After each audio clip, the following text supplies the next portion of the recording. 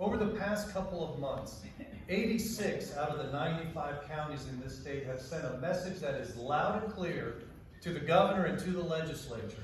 They have stated in unison, we do not want unconstitutional restrictions that are being pushed by the governor and by many in the legislature. And they certainly don't want the gun confiscation, which on November 6th, the governor said that he was willing to consider and entertain. So given these threats, over 90% of Virginia's counties have declared themselves to be Second Amendment sanctuaries. And they have done so while thousands upon thousands of Virginians have showed up at these events in record numbers. Nevertheless, we see in the governor's proposed budget on page 23 that he is requesting $4 million and 18 new law enforcement positions to enforce a ban on commonly owned firearms. Now, these are guns that are currently legal in Virginia and legal in households all across the country. Since then, the governor has backtracked.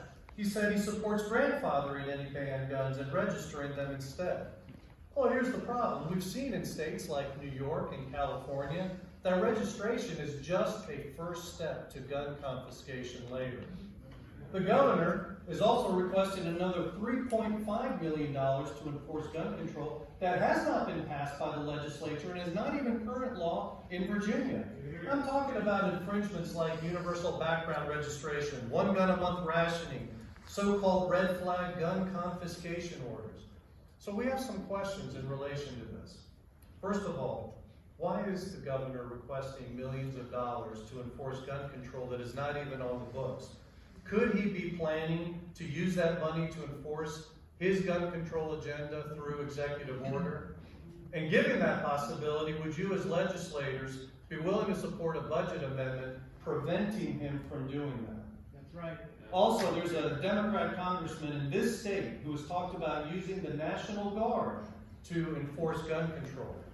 So our question is, would you support a budget amendment prohibiting the governor from being able to do that? I have other questions too, and I will submit them in written testimony, but I want to end with this observation.